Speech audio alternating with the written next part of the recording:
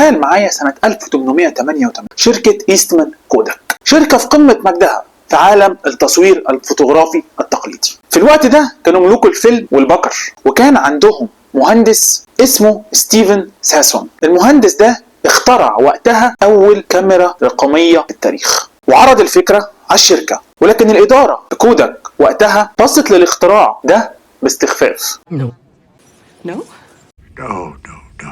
وكانت مقتنعة إنه ده مستحيل يحل مكان الكاميرات بتاعتهم، مكان البكر ولا الفيلم. كانوا شايفين ان الناس بتحب الملمس الحقيقي للصور المطبوعة. طبعا كلنا عارفين ان التاريخ قال كلمة تانية خالص. كوداك العملاق اللي ما كانش فيه زيه ما بقاش موجود بنفس القوة دلوقتي، وكل ده بسبب قرار ان هم يتجاهلوا تكنولوجيا كانت ممكن تغير مسارهم كله. شركة ياهو. الشركة دي عملت سلسلة من القرارات الغلط. في تاريخها الطويل جالهم كذا فرصة ممكن كانت تخليها تحكم العالم الرقمي. سنة 98 ياهو كانت ممكن تشتري جوجل ب1 مليون دولار بس، لكن ياهو رفضت العرض ده.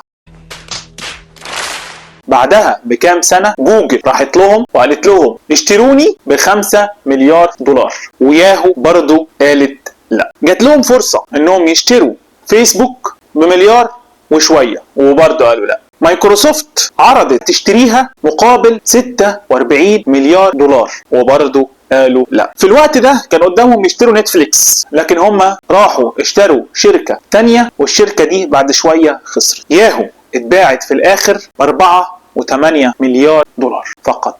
القصتين دول بيورونا قد ايه القرارات اللي بناخدها في بعض الاحيان بتكون قرارات مصيرية. النهارده في قهوة المندوبين هنتكلم وندردش ونعرف اكتر عن عالم اتخاذ القرارات. ازاي ناخد قرار صح؟ طب ايه اللي بيأثر علينا ويخلينا ممكن ناخد قرار غلط؟ وازاي نتجنب الحاجات اللي بتأثر علينا عشان نعرف ناخد قراراتنا صح؟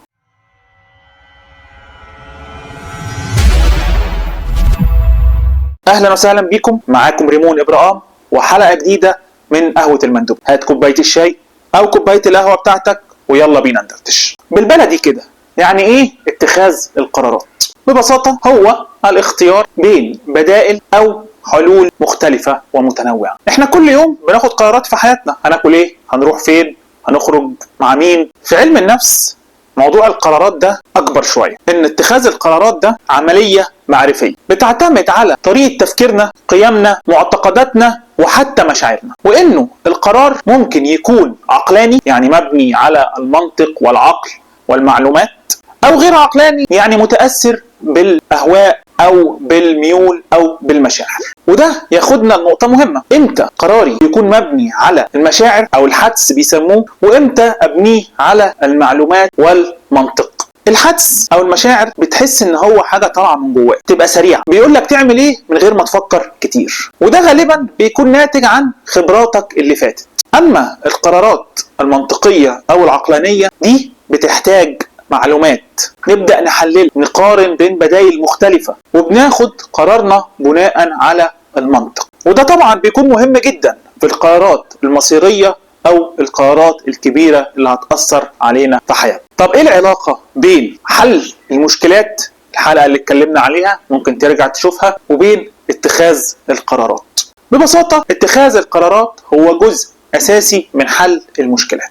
انت علشان تحل المشكلة بتاخد كذا قرار، بالتالي حل المشكلات دايما محتاج لقرارات. طب ايه انواع القرارات في حياتنا؟ ببساطة هم 3 انواع. في القرارات الروتينية، هتصحى امتى، هتنزل امتى، هتشرب ايه، هتاكل ايه. في القرارات التكتيكية زي التخطيط لليوم بتاعك او ليوم الشغل. ثالث حاجة هي القرارات الاستراتيجية، ودي القرارات اللي هي لونج تيرم، القرارات المصيرية اللي فعلا محتاجة تفكير وروية وعقل. نيجي بقى لسؤال مهم، ايه اللي يخلينا ممكن ناخد قرارات غلط؟ في عوامل كتيرة بتلعب في دماغنا وتخلينا نشوف الامور بطريقة مشوشة. تعالوا نعرف شوية عوامل. في حاجة اسمها analysis paralysis او شلل التحليل. في الحالة دي انت بتتعمق قوي في الاناليسز، تبدأ تحلل الموضوع وتدخل تعمق من غير ما تاخد قرار. تخيل كده انت داخل على اوبن بوفيه في اكل كتير جدا جدا، لدرجة ان من كتر الانواع ومن كتر اللي موجود انت مش عارف تبدأ بايه، مش عارف تاخد قرار، مخك هنج. حاجة تانية اسمها extinction by instinct، وده عكس اللي فات 180 درجه. في الحاله دي انت بتاخد قرار بسرعه من غير اي تفكير، من غير اي حاجه، تدخل انا هاخد ده، ما تعرفش طعمه وما فكرتش ما سالتش ما عملتش اي حاجه، المهم اخد قرار بسرعه. حاجه ثالثه information overload، لما تلاقي كل شويه بيجي لك معلومات معلومات معلومات معلومات معلومات، فمخك يبقى كله مليان معلومات لدرجه انك من كتر المعلومات انت مش عارف تفكر ولا عارف تاخد قرار. عامل زي لما تكون بتسمع كذا واحد حواليك بيتكلموا في نفس الوقت. في الحاله دي انت ممكن تاخد قرار بناء على اي معلومه وخلاص، اللي سمعتها وفهمتها خدت على اساسها القرار، بس المعلومه اللي انت سمعتها وبنيت عليها مش لازم تكون هي المعلومه الاهم او الصح اللي تبني عليها القرار. حاجه رابعه اسمها الديسيجن فاتيج او ارهاق اتخاذ القرارات. تخيل انك طول اليوم عمال بتاخد قرارات في حياتك، في الصغيره والكبيره، الصعبه والسهله، انت طول اليوم اي حاجه بتحصل لازم انت تاخد فيها القرار. بتيجي على اخر اليوم مش قادر، طاقتك الذهنيه بتقل، بالتالي جوده قراراتك بتتاثر. خامس حاجه cognitive and personal bias، ودي تقريبا كلنا بنقع فيها. دماغنا فيها فلاتر بتخلينا نشوف العالم بطريقه معينه، في تحيزات كتيره قوي بتاثر على قراراتنا حتى من غير ما احنا ناخد بالنا. اديكم شويه امثله بسرعه ممكن نبقى نتكلم عليهم بتفصيل في حلقات منفصله، زي مثلا الانكورنج. اول معلومه بنشوفها بتاثر جدا على حكمنا، زي مثلا لو دخلت محل وشفت اول سعر منتج غالي جدا، اي سعر بعده اقل منه هيبان لك رخيص. تاني حاجه الجروب ثينك، لما تكون في المجموعه كلها عايزه تعمل حاجه بس انت ليك راي مختلف، ممكن تمشي مع المجموعه وتاخد قرار غلط، زي الكونفيرميشن بايس، ودي بتخلينا ندور على المعلومات اللي تاكد وجهه نظرنا واي معلومات تانية نتجاهلها خالص، زي الفريمنج افكت. زي لو قال لك انه نسبه نجاح العمليه الجراحيه دي 90%، انت هتحس انه نسبه نجاحها عاليه قوي. بس لو جه دكتور تاني قال لك انه في نسبه فشل في العمليه دي 10%، يا لهوي دي النسبه دي كبيره جدا مع انه نفس الرقم. الريبريزنتيف هيورستيك، يعني بنحكم على حاجات من خلال صوره نمطيه مرسومه في دماغنا للحاجه دي، وده ممكن يخلي قراراتنا تكون غلط. طب بعد ما عرفنا ايه اللي ممكن يوقعنا في الغلط، يا ترى ازاي نقدر ناخد قرارات صح؟ في 7 خطوات بسيطه تساعدنا ننظم تفكيرنا واحنا بناخد القرار. الخطوه الاولى، حدد النتيجه اللي انت عايز توصل لها، لازم تكون انت فاهم كويس انت عايز ايه. الخطوه الثانيه، اجمع معلومات كافيه، دور على كل الحقائق والبيانات اللي ليها علاقه بالموضوع، ما تتكسفش تسال وتستشير. كل ما كانت معلوماتك اكتر كل ما كان قرارك افضل.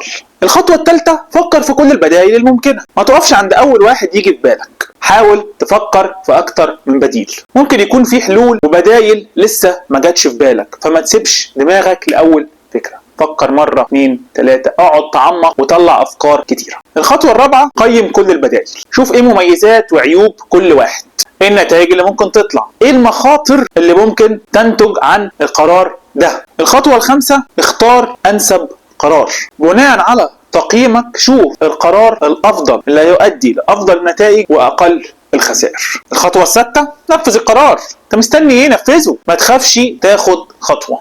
الخطوة السابعة، راجع القرار اللي انت خدته، شوف النتائج زي ما كنت متوقعها ولا لا. اتعلم من تجربتك وشوف لو ما كانش القرار والنتائج زي ما انت متوقع فين الغلطة عشان تتعلم. ال7 خطوات دول ممكن يساعدوك ان انت تاخد قرار افضل. طب لو عايز تبقى لعيب في انك تاخد قرارات، في كام تكاية لازم تعرفه وتعود نفسك عليهم على قد ما تقدر. الكلام ده هيساعدك مش بس في الشغل او في القرارات الكبيرة، ده هيساعدك حتى في قراراتك اليومية البسيطة. اول حاجة، ما تستعجلش القرار السريع ممكن يكون مهم في بعض المواقف اللي محتاجة سرعة في القرار، ولكن في الاول علشان تتعود خد وقتك، ما تاخدش قرار بسرعة، بص على كل جوانب الموضوع. الكلام ده مش بس للحاجات الكبيرة، عشان تتعلم ابدأ واحدة واحدة، تمشي بالراحة حتى في الحاجات البسيطة. لما تبدأ تفصص الموضوع بالراحة، عقلك ومخك هيبدأ يتعود على ان انت تمشي بالراحة، وتتعود على اتخاذ القرارات بطريقة افضل. افضل، ومع الوقت والممارسة هتبقى اسرع واكفأ. الخطوة التانية، ركز في الحقائق. بلاش تبني تخيلات او افتراضات من دماغك. زي ما قلنا لما تيجي تاخد قرار حاول تجمع معلومات على قد ما تقدر، حقائق، معلومات اكيدة.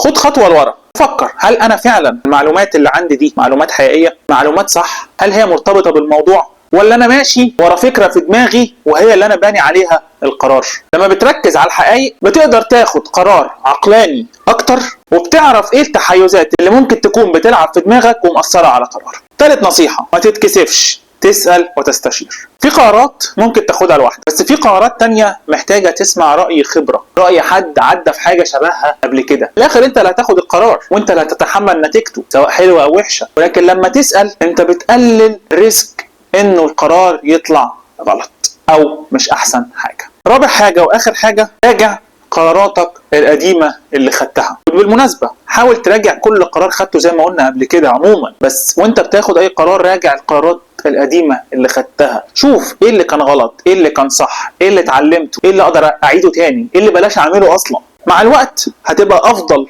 بكتير جدا في اتخاذ القرارات، هتبقى اسرع، هتبقى اكفأ. يبقى عشان تبقى شاطر في اتخاذ القرارات وتبقى لعيب، 4 خطوات هما: ابدأ بالراحة، ركز في الحقائق، اسأل اللي فاهم، راجع القرارات اللي فاتت. ايه الخلاصة؟ اتخاذ القرارات مش فن ولا سحر. اتخاذ القرارات هو عملية تفكير منظمة. في عوامل بتأثر على اتخاذ القرار ممكن تخلينا نغلط من غير ما نقصد، نركز فيها ونعرفها.